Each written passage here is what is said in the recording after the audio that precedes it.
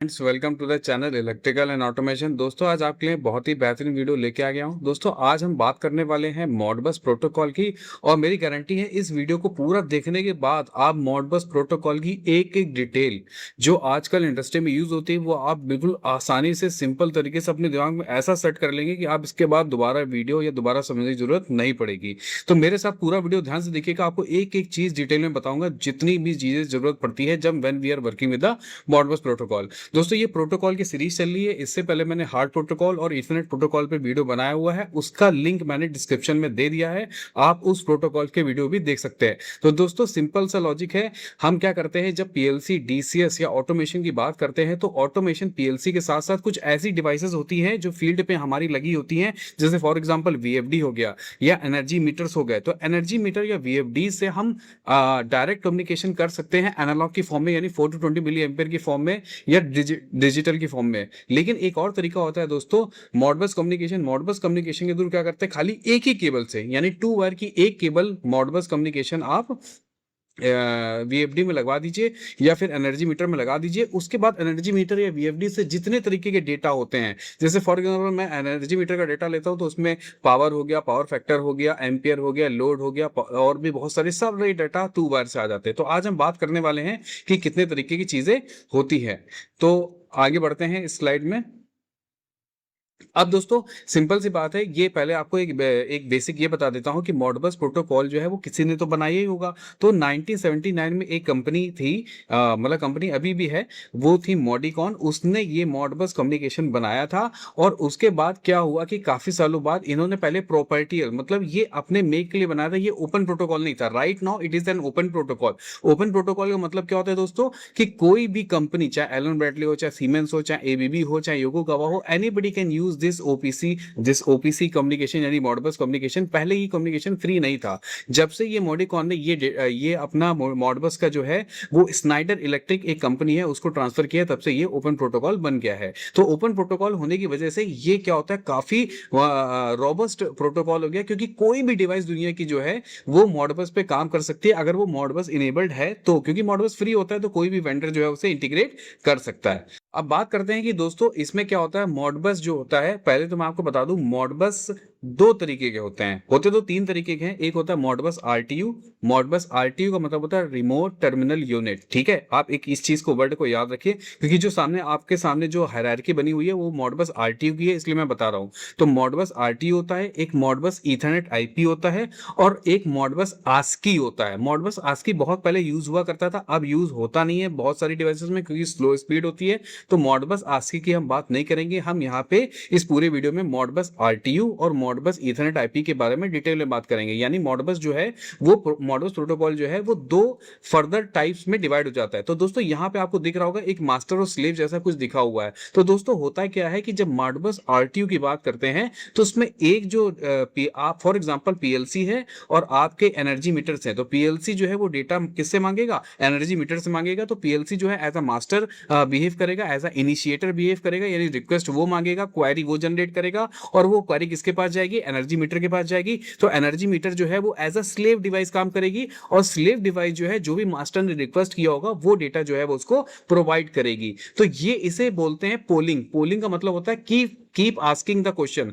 मतलब बार बार सवाल पूछना। पोलिंग मतलब क्या होता है कि मैंने पूछा इससे तो मुझे जवाब चाहिए, मैंने इससे पूछे इससे, मतलब बिना पूछे कोई जवाब नहीं देगा, that is called the polling. और हाँ दोस्तों, मास्टर स्लेव वाले में क्या होता है, एक लिमिटेशन होती है, उस लिमिटेशन की बात हम आगे करेंगे। अब दोस्तों बात करते हैं कि मॉडबस प्रोटोकॉल जो होता है, जैसे मैंने आपको बताया था कि ईथरनेट प्रोटोकॉल, ईथरनेट जो होता है वो एक प्रोटोकॉल नहीं है, ईथरनेट एक मीडियम है। उसी तरीके से मॉडबस प्रोटोकॉल में जो फिजिकल मीडियम चाहिए होता है वो क्या क्या चाहिए होता है। एक तो दोस्तों आपने नाम सुना होगा जो बहुत ही कॉमन है, हमारे कंप्यूटर्स की केबल्स में आता था पहले, और अभी भी कुछ केबल्स में आता है, RS-232, यानी सीरियल कम्युनिकेशन होते हैं। और एक केबल आती थी, यानी एक मीडियम आता था कम्युनिकेशन का, RS-485। ये भी एक मॉडबस का कम्युनिकेशन का मीडियम है, फिजिकल मीडियम। याद रखिए, कंफ्यूजन नहीं होना चाहिए। मॉडबस एक प्रोटोकॉल है, और मॉडबस को देखो, आपको एक डिवाइस है पीएलसी, एक डिवाइस है दोस्तों हमारा ये एनर्जी मीटर। तो इन दोनों के बीच में कोई केबल, कोई फिजिकल चीज तो होगी ना जो हम यूज करेंगे। तो अगर हम RS-2, मतलब वो यूज करने के टाइप्स क्या है, एक RS-232 है, एक RS-485 है, और एक हमारा क्या होता है, ईथरनेट आईपी होता है, ये होता है ईथरनेट आईपी, जिसे हम मॉडबस ईथरनेट आईपी भी बोल रहे थे। अब दोस्तों होता क्या है कि जैसे अगर आपके पास दो डिवाइस है, एक मास्टर एक स्लेव है, सिर्फ दो ही चीजें हैं, तो आप सीरियल कम्युनिकेशन यूज कर सकते हैं और 15 मीटर की दूरी पे ही होने चाहिए दोनों डिवाइसेस, तो स्पीड आपको मिल जाएगी, अदरवाइज डेटा क्या हो जाएगा, लॉस हो जाएगा। अगर आपकी डिवाइस बहुत ज्यादा दूर है और बहुत सारी डिवाइसेस है, जैसे फॉर एग्जांपल एक आपका बहुत बड़ा पावर हाउस है, उस पावर हाउस में बहुत सारे एनर्जी मीटर है, तो उसकी एक लिमिट है। मतलब क्या है कि अगर सपोज करो आपके एक पीसीसी पैनल्स में 8 मीटर्स लगे हुए हैं, तो आपकी पीएलसी जो है 8 मीटर से पैरेलली जो है सबसे कम्युनिकेट कर लेगी। वो किसकी हेल्प से कर देंगे, यानी कौन सा आपको फिजिकल मीडिया चूज करना पड़ेगा, RS485 चूज करना पड़ेगा। अगर दोस्तों अगर आपने RS485 की जगह आपने मॉडबस टीसीपी आईपी का यूज किया, तो उसमें बहुत सिंपल है।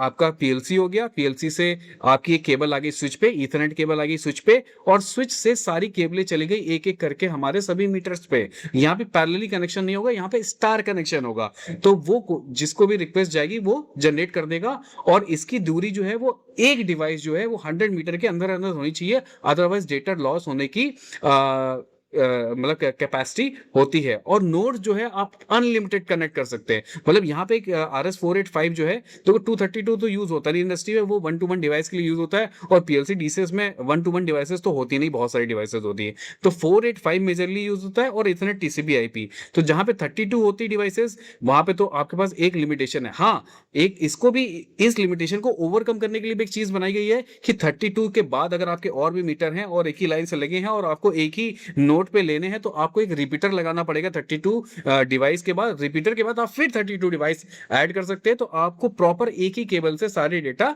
मिलते रहेंगे। तो चलते हैं अब इसके आगे फ्रेम स्ट्रक्चर की बात करते हैं कि वो कैसा होता है इसमें। तो दोस्तों ये क्या है, ये स्ट्रक्चर है मॉडबस आरटीयू का, रिमोट टर्मिनल यूनिट का। आप इसमें देख रहे होंगे स्काडा, स्काडा एक मास्टर है। स्काडा की जगह आप इमेजिन कर सकते हैं कि ये हमारा क्या हो सकता है, ये हमारा पीएलसी या डीसीएस का कंट्रोलर हो सकता है, क्योंकि प्रोग्राम उसके अंदर होगा, वही जो हमने प्रोग्राम बनाना होगा उसके अकॉर्डिंग रिक्वेस्ट भेजेगा। तो यहां पे हमारे आप देखेंगे जितने भी स्लेव लगे हुए हैं ये पैरेलली लगे हुए हैं, और ये जो पैरेलल कनेक्शन है दोस्तों, इसे बोलते हैं डेजी चेन रूल।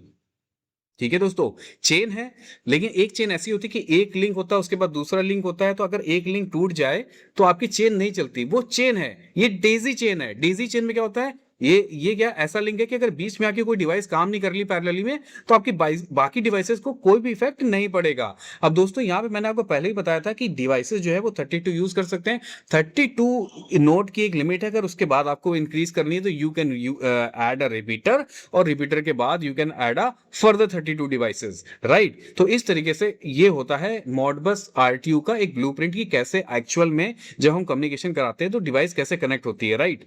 अब इसके बाद आगे चलते हैं नेक्स्ट स्लाइड में, जिसमें हम ये देखेंगे कि ईथरनेट आईपी का स्ट्रक्चर क्या था, स्टार टाइप का स्ट्रक्चर होता है। हाँ दोस्तों, एक चीज और बताना भूल गया मैं आपको, यहाँ पे मास्टर और स्लेव था, याद रखिएगा। जब मास्टर और स्लेव की बात कर रही होगी, आपको कभी कोई, आप किसी मीटिंग में बैठे हैं, आपका कोई या आपकी कोई ऐसी कहीं बैठे हैं जहां मास्टर स्लेव की बात हो रही है, इसका मतलब मॉडबस आरटीयू की बात हो रही है, या कोई डॉक्यूमेंट पढ़ना है तो उसमें मॉडबस आरटीयू की बात हो रही है। अगर क्लाइंट सर्वर की बात हो रही है और मॉडबस की बात हो रही है, तो दोस्तों वो मॉडबस ईथरनेट आईपी की बात हो रही है। यानी मॉडबस ईथरनेट की जब हम बात करते हैं तो हम क्लाइंट सर्वर की बात करते हैं, और मॉडबस आरटीयू की बात करते हैं तो हम बात करते हैं मास्टर और स्लेव की। अब इसमें भी एक कंफ्यूजन है जो आपको याद रखना पड़ेगा। वो क्या कंफ्यूजन है, क्योंकि क्लाइंट और सर्वर के दिमाग में जैसे ही हमारी कोई चीज आती है तो ये सोचते हैं कि भैया सर्वर तो वो डिवाइस होगी जो हमसे जो रिक्वेस्ट करेगा, और क्लाइंट वो डिवाइस होगी जो आपको डेटा देगा। यानी अगर फॉर एग्जांपल आपका ये पीएलसी हो और एनर्जी मीटर्स हो, तो आप ये सोचोगे सर्वर तो पीएलसी होगा और क्लाइंट जो हो गया हमारे एनर्जी मीटर हो गया, लेकिन यहाँ थोड़ा उल्टा होता है। तो इसीलिए ये याद रखना, क्लाइंट वो होता है, क्लाइंट मतलब जो डेटा मांग रहा है वो क्लाइंट होता है, और जो डेटा दे रहा है वो सर्वर होता है। तो आप ऐसे समझ लो, डेटा किसके पास होता है, सर्वर के पास होता है। अब सर्वर से कोई चीज मांगेगा तो वो क्या होगा, कोई क्लाइंट आएगा ना, हमारे पास कोई क्लाइंट आता है, भैया हमें ये सामान चाहिए, हमें ये रिक्वायरमेंट है मेरी, तो हम अपने सर्वर से उठा के दे देते हैं। तो ये याद रखिए, जब ईथरनेट आईपी की बात होगी तो क्लाइंट सर्वर का नाम लिया जाएगा, और क्लाइंट कौन होगा, जो रिक्वेस्ट करेगा, और सर्वर वो होगा सेंसर्स और ड्राइव जो रिस्पॉन्स करेंगे। तो दोस्तों यहाँ पे क्या होता है, एक आपका क्लाइंट होता है, क्लाइंट जो होता है एक नेटवर्क स्विच से इनेबल्ड हो जाता है। नेटवर्क स्विच से बहुत सारी आपके डिवाइसेस जो है वो कनेक्ट हो जाते हैं, और कनेक्ट होने के बाद जैसे जैसे रिक्वेस्ट भेजी जाती है वैसे वैसे डेटा आपको भेजते रहते हैं। अब नेक्स्ट चलते हैं। अब दोस्तों 4 क्वाड्रेंट क्या होते हैं मॉडबस डिवाइस के? एक्चुअली जब भी आप कोई भी इक्विपमेंट लेते हैं, यानी छोटा से छोटा कंट्रोलर भी लेते हैं, तो उसमें मॉडबस के एड्रेस लिखे होते हैं। उसमें मॉडबस के एड्रेस लिखे होते हैं, जैसे रजिस्टर्स आपने नाम सुना होगा। तो दोस्तों उस रजिस्टर के एड्रेस से ही आप पहचान सकते हैं कि उस रजिस्टर का डेट, जो रजिस्टर का नाम है मान लीजिए 3001, तो वो डेटा क्या देने वाला है, या किसी के नाम है 1001, या किसी के नाम है 2001, या किसी के नाम है 4001। तो इसका मतलब आप समझ सकते हैं, बहुत इजी लैंग्वेज में, आज के बाद आप कभी नहीं भूलेंगे। अगर कोई भी रजिस्टर 1 से चालू हो रहा है तो दोस्तों, तो वो आपका क्वाइल रजिस्टर होता है दोस्तों। वो क्या होता है? क्वाइल रजिस्टर होता है। और क्वाइल रजिस्टर क्या होता है दोस्तों? जहां पे आपको डीओ सिग्नल मिलता है। यानी डीओ मतलब जैसे फॉर एग्जांपल आपका स्टार्ट और स्टॉप की बिट का आपका डेटा चाहिए, तो वो आपको कहां मिलेगा? वो एक जिसके रजिस्टर 1 से स्टार्ट होंगे। अगर रजिस्टर आपके 2 से स्टार्ट हो रहे हैं, ये मैं हटा देता हूं, इसको यह ऊपर कर देता हूं, तो वो डिस्क्रीट यूनिट होगा। यानी वो क्या होगा दोस्तों? वो डीआई होगा। वो डीआई होगा, और वो भी 1 बिट का होगा। और डीओ जो होगा, यानी अगर रजिस्टर 1 से स्टार्ट हो रहा है उसका रजिस्टर नंबर, तो 1 से स्टार्ट हो रहा है तो वो हो जाएगा डीओ, वो 1 बिट का होगा। और अगर रजिस्टर नंबर 2 से स्टार्ट हो रहे हैं तो वो होगा डीआई, वो भी 1 बिट के होंगे। अगर रजिस्टर आपके 3 से स्टार्ट हो रहे हैं तो वो होंगे 16 बिट के, और वो होगा आपका एआई, सॉरी एओ। और अगर रजिस्टर आपके 4 से स्टार्ट हो रहे होंगे, मैंने उल्टा बोल दिया, सॉरी, जो आपके रजिस्टर 3 से स्टार्ट हो रहे होंगे वो एनालॉग आउटपुट होंगे, यानी वो एओ होंगे। और जो रजिस्टर नंबर 4 से स्टार्ट हो रहे होंगे that is a input register, यानी वो एआई होंगे। और ये भी 16 बिट के होंगे, याद रखिएगा। ये 16 बिट वाला कॉन्सेप्ट अभी आपको थोड़ा समझ में आगे और भी आ जाएगा आसानी से। अब देखिए, ये जो मैं बता रहा था आपको, तो ये हो गया। आप जब भी कोई मैनुअल उठा के देखिएगा आज इसको वीडियो देखने के बाद, तो 00 से 099 तक जितनी भी एड्रेसिंग होगी वो कॉइल की होगी, यानी वो डीओ एड्रेसेस होंगे। और जो 110 से लेके 199 तक होंगे दोस्तों, वो आपके जितने भी एड्रेस होंगे वो सारे डीआई इनपुट्स होंगे, किसी डिवाइस के डीआई इनपुट का स्टेटस जानने के लिए। और जो 3000 से लेके 399 तक होंगे इनपुट रजिस्टर, उसमें डेटा होगा एआई का, राइट, एआई डेटा होगा। और जो हमारा होल्डिंग रजिस्टर होंगे जिसमें 440 से होंगे, ये हमारा होगा एओ का डेटा, राइट। इसमें प्रॉब्लम क्या है? अब एक इसमें कॉम्प्लेक्स डेटा भी होता है। कॉम्प्लेक्स डेटा क्या होता है दोस्तों? कि हमारा डिवाइस जो होता है, ऐसा तो है नहीं कि सारे वैल्यू जो होते हैं वो एक राउंड फिगर में होते हैं, यानी 400, 300, 450, नहीं, 450.6 भी तो हो सकता है, डबल मतलब पॉइंट्स में भी तो हो सकते हैं। तो हम उनको ऑटोमेशन या ये इंस्ट्रूमेंटेशन की फॉर्म में क्या बोलते हैं? उसे डबल इंटीजर बोलते हैं। यानी जो डिजिट में 2 बिट्स होती हैं, एक रियल नंबर होता है और एक उसमें पॉइंट वाला नंबर होता है, डेसिमल पॉइंट वाला नंबर। तो इस तरीके के इंटीजर्स को क्या बोलते हैं? डबल इंटीजर्स बोलते हैं। तो एक प्रॉब्लम ये है कि जब रजिस्टर हमने जो 4000 से 499 तक पढ़ा था, उसमें एक रजिस्टर 16 बिट का होता है, तो उसमें सिर्फ रियल वैल्यू आती है। अगर आपको पॉइंट वाली डिजिट लेनी तो आपको 2 रजिस्टर उठाने पड़ेंगे। यानी आप पीएलसी क्या करेगा? सिंपल सा एग्जांपल, मैं पीएलसी को बोलूंगा कि 4001, 4002 दोनों का डेटा उठाओ। फिर पीएलसी में प्रोग्राम बनाएंगे कि 4001 वो रियल नंबर है, और उसके बाद पॉइंट वाली डिजिट 4002 क्लब कर दो। तो आपको 2 कॉन्टिजियस होल्डिंग रजिस्टर उठाने पड़ेंगे और मैथमेटिकली पीएलसी में कंबाइन करने पड़ेंगे। तब आपको डबल इंटीजर यानी real value with the decimal point आपको मिल जाएगी। क्योंकि सिंगल पॉइंट से, सिंगल रजिस्टर से रियल नंबर एक ही चीज उठाएगा, या तो डेसिमल उठाएगा या रियल नंबर उठाएगा, राइट।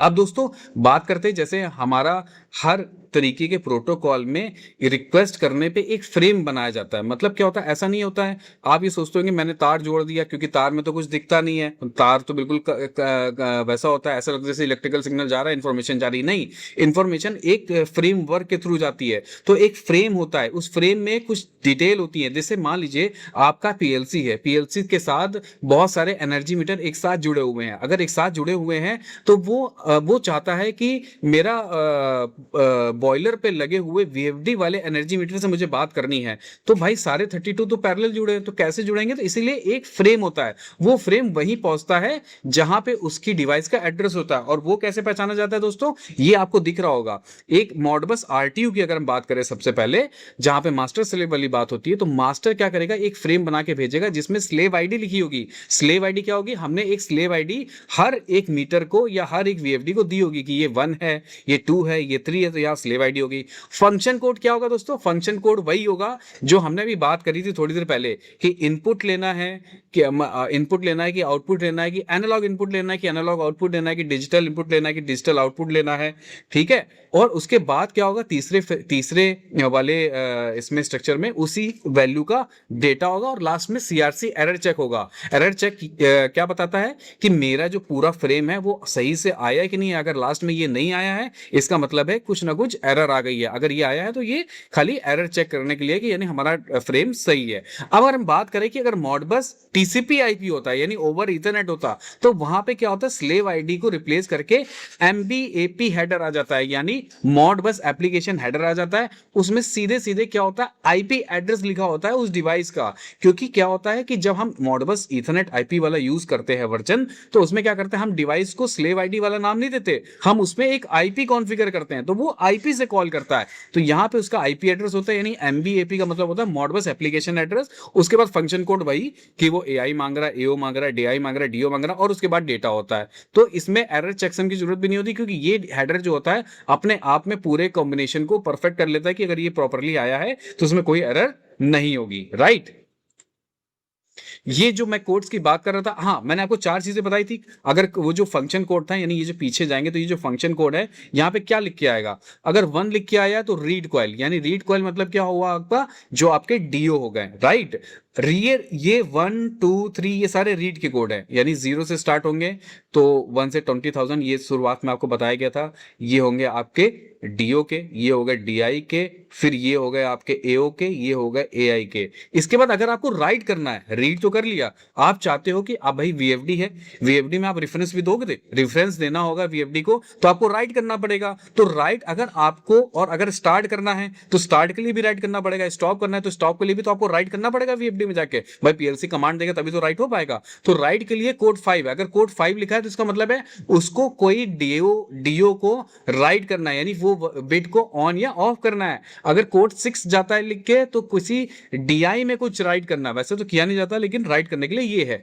उसी तरीके से मल्टीपल कॉइल्स को अगर आपको फोर्स करना है, यानी अगर आपका कोई ब्लॉक है जो एओ है, एओ यानी कमांड आपको देनी, तो ये कोड 15 लिख के भेजेगा, कोड 16 लिख के भेजेगा, तो उस डिवाइस को पता चल जाएगा कि मेरे को लिखने के लिए बोला जा रहा है। और क्या लिखने के बोला जा रहा है, उसके आगे डेटा होगा, तो वो उस एड्रेस पे और उसका एड्रेस होगा कि हाँ ये रजिस्टर पे ये चीज लिखनी है, तो ठीक है वो लिखनी है, तो कोड 15 आया, किस रजिस्टर में लिखनी है वो रजिस्टर भी आया, और उसके आगे डेटा आता है, कितना आया लिखना है वो लिख दिया गया। तो इस तरीके से मॉडबस का कम्युनिकेशन होता है with the help of set of rules. मुझे उम्मीद है आपको समझ में आ रहा होगा। कोई डाउट है दोस्तों जरूर बेझिझक पूछ लेना। अगर आपको ये प्रेजेंटेशन भी चाहिए तो बोल देना, लिख देना मॉडबस कमेंट में, ये प्रेजेंटेशन भी आप ले लेना, ताकि आप बिल्कुल अच्छी तरीके से इन चीजों को क्लियरली समझ पाओ। राइट, इसके बाद क्या आता है दोस्तों, मास्टर स्लेव में एक एरर बिट आती है, क्या है कि अगर master send function code 03 the slave successfully reach the data and echoes the exact same byte back.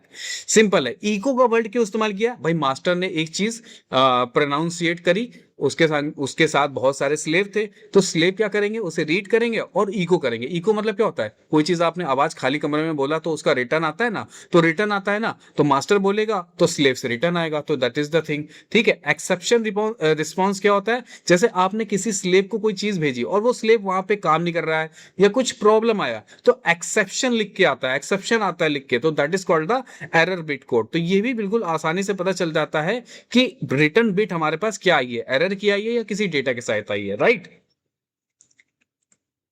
अब तो लाइफ साइकिल सिंथेसिस मतलब क्या होता है, एक प्रोसेस क्या है कि एक मास्टर ने एक क्वेरी करी, क्वेरी मतलब क्या हुआ, जैसे इंक्वायरी होता है ना, आप पूछताछ करते हैं ना, तो क्वेरी का मतलब क्या हुआ, आपने कुछ रिक्वेस्ट भेजी कि ये चाहिए।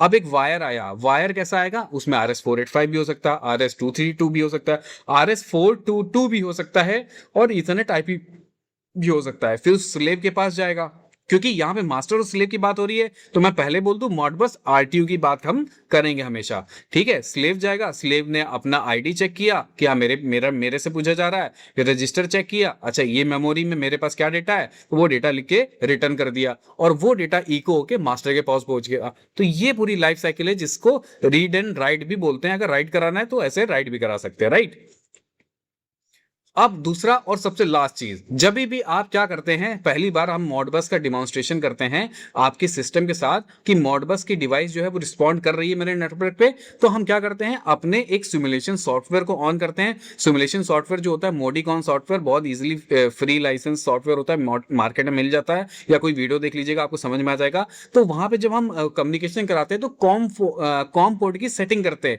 एक वर्चुअल इन्वायरमेंट बनाते हैं, जिससे ये पता चल जाए मीटर को या वीएफडी को कि हाँ कोई मास्टर है जो हमसे रिक्वेस्ट करेगा। तो मास्टर क्या करता है, कॉम 4 यानी कॉम पोर्ट की सेटिंग में कॉम 4 डालता है, डिवाइस आईडी जो हमें डालनी होती है वो डिवाइस आईडी डालते हैं, फंक्शन कोड हमें जिस तरीके का रजिस्टर चाहिए होता है वो चलते हैं, और स्टार्टिंग रजिस्टर चाहिए होता है कि कौन सा डेटा हमें चाहिए, तो वो रजिस्टर हमें पता होता है, वो रजिस्टर डाल देते हैं, लेंथ डाल देते हैं कि कितने लेंथ का डेटा चाहिए, तो वो रिक्वेस्ट करता है हमारी डिवाइस से, और स्लेव हमारी रिस्पॉन्ड करती है और डेटा आ जाता है। तो ये दोस्तों पूरा स्ट्रक्चर था। ऐसे मॉडबस आरटीयू, मॉडबस प्रोटोकॉल काम करता है, और मॉडबस के दो टाइप होते हैं। बार बार इसलिए दो टाइप्स का बोल रहा हूं क्योंकि मॉडबस खाली नहीं बोला जाएगा दोस्तों, मॉडबस आरटीयू बोला जाएगा और मॉडबस टीसीपी आईपी बोला जाएगा। अगर दोस्तों ये वीडियो अच्छा लगा तो और लोगों के साथ शेयर करिए, अपने फ्रेंड्स के साथ शेयर करिए, और इसको लाइक करिए। और अगला प्रोटोकॉल हम प्रॉफिट या जो भी लगेगा, मैं उसके ऊपर चौथा प्रोटोकॉल की सीरीज बना रहा हूं। बाकी ये वीडियो अच्छा लगा हो तो लाइक करिएगा, शेयर करिएगा। देखने के लिए थैंक यू।